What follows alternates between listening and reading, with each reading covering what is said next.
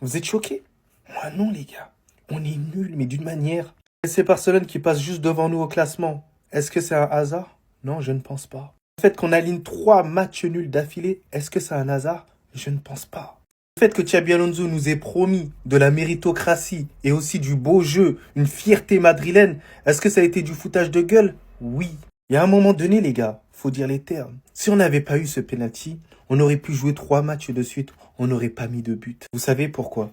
Parce qu'on est naze. Quand l'attaque ne va pas, c'est la défense qui va à peu près bien. Celles qui ont eu le niveau là aujourd'hui, Thibaut Courtois. D'ailleurs, heureusement qu'il est là, hein. Parce que moi, j'ai pas oublié cette occasion. Cette occasion, il y a but, c'est 2-0, hein. 2-0, fini le match. Militao qui a fait un match impeccable derrière. Heureusement d'ailleurs qu'il a été là pour couvrir tout le monde. Rudiger qui était assez bon dans ce match-là, il revenait de blessure. Fran Garcia, malgré que je le déteste de manière viscérale, pour moi c'était loin d'être le plus mauvais. Il n'a pas non plus fait un match extraordinaire. Après tout le reste, c'était mauvais.